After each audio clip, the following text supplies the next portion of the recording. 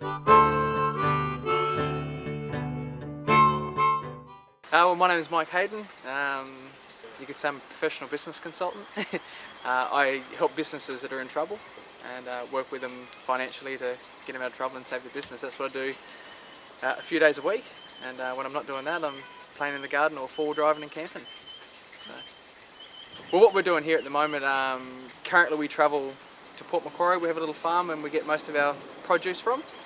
And what we're doing at the moment is we're going to start growing a lot of tomatoes and vegetables and be more sustainable. Our goal is within 10 weeks to be able to eat one meal a week out of the garden that we've grown and produced ourselves here in the backyard. So it's just better quality food, it's easier, and I suppose, you know, if you can survive for yourself, you can always look after yourself. So yeah, we're looking to turn this property into more sustainability. Like I said, at the moment we go up the coast to get most of our produce, and yeah, we want to see if we can start growing it here and grow better quality food and be more control of what we eat.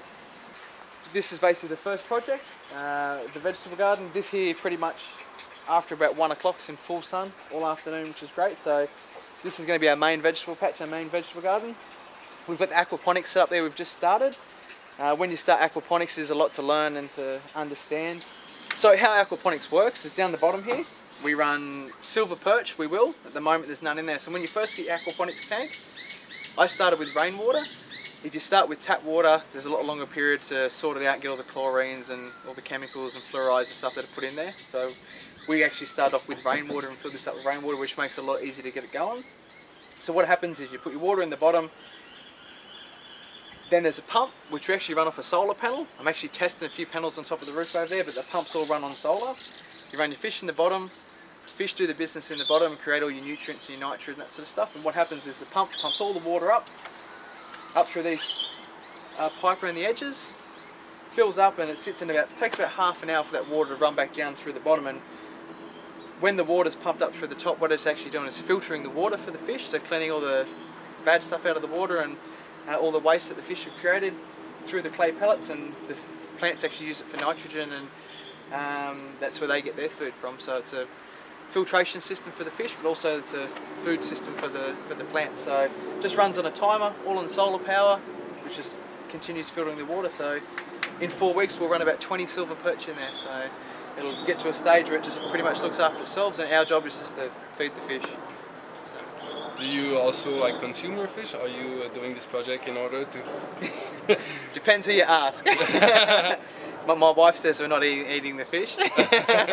But what I'll do is I'll go down to the shops and I'll buy some fish from the shops and bring them home, eat them for dinner, and so they just might disappear from the tank. Yeah. But no, we will eventually consume the fish and eat the fish. So we'll be able to have fish and salad all out of one production system. So these cherry tomatoes.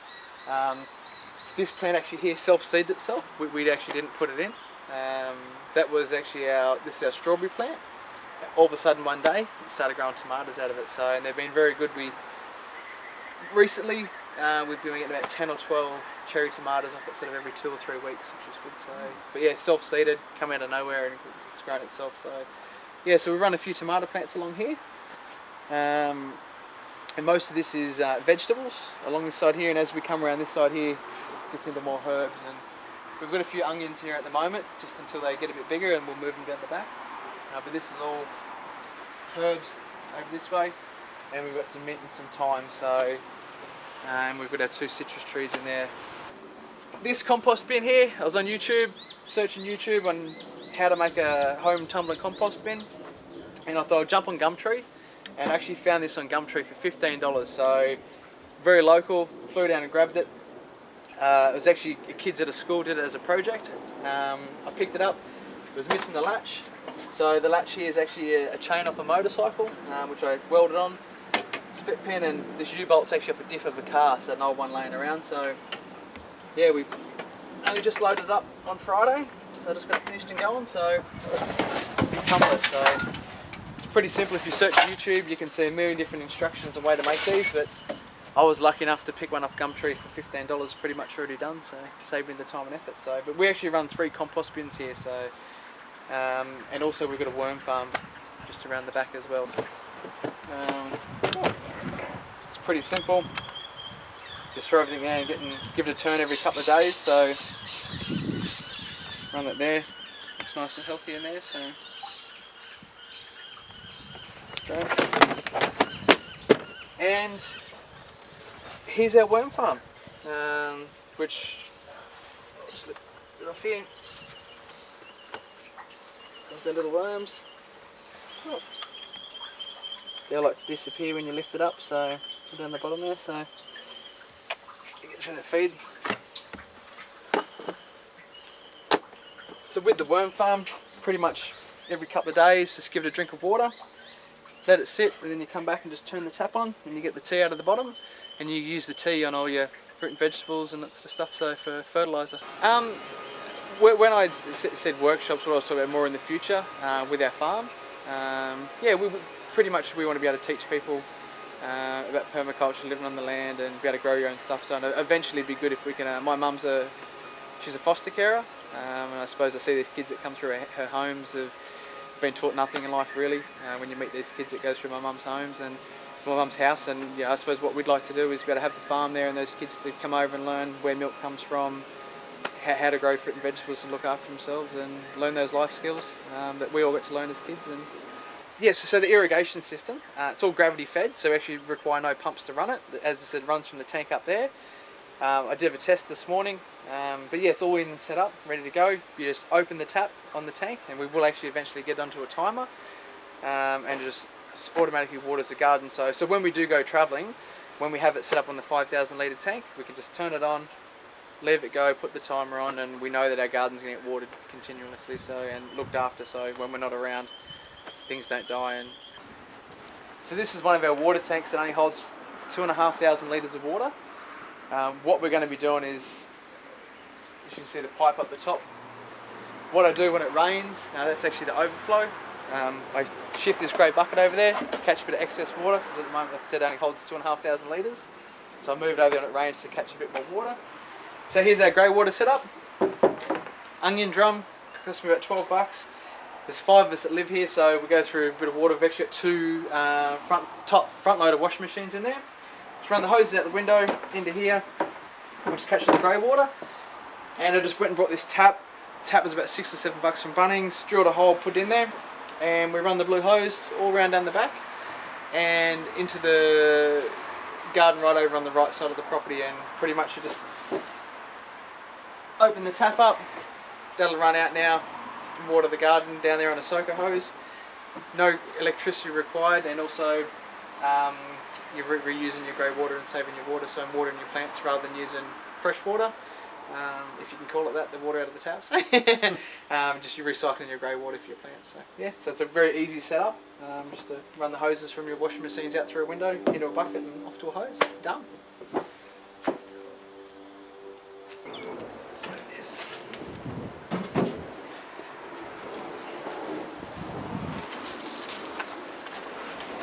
And this is basically our other vegetable patch and our herb patch we've had for quite a few years. As you can see, it hasn't had a bit of love lately, so what we're going to be doing is just in front of that fence there, putting a 5,000 litre tank.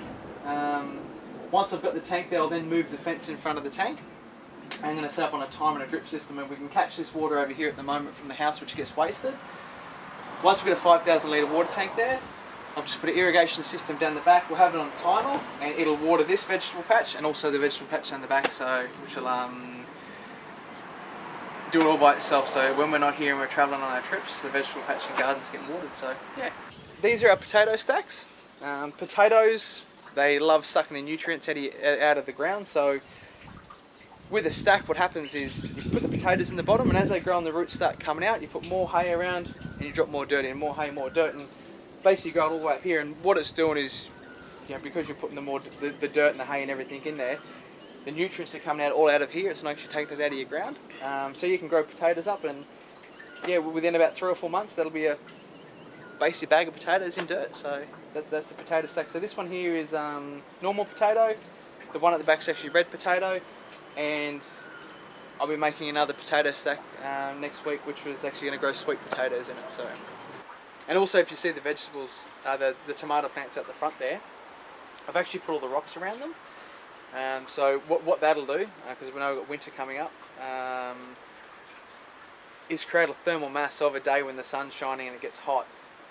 The rocks will heat up, and overnight will actually keep the temperature of the soil up, so hopefully we can grow some tomatoes during winter. So we're going to give it a go. The thing at the moment is the cost to become off grid. It's just everything that is, you know, when you look into solar energy, it's the cost of getting off the grid and the payback and the time and the effort. And the more research I do into it, the more I start to learn and understand where actually you can do it, which without having to go out and spend a fortune on a huge solar system. But over the years, the next few years, the technology will come in where, yeah, a place like this, you can live in Sydney, you can live off the grid. So I suppose what's really made the change in me to do all this, I've always been to go out and make money. And I suppose my attitude always in life is to go out and make money, you've got to look after yourself. And the older I've gotten, more mature I've got, I've actually realised that, you know, there's two things in life you need, it's family and food. And if I can create my own food and I've got my family, well, we'll be able to survive, and that's all that really matters. So, yeah. The reason for the farm and getting the farm going is when we leave our kids that they've always got they've always got shelter and food, regardless what happens with the world, that we're going to have a place that we can always, you know, feed our family and have a roof over our heads. So, yeah.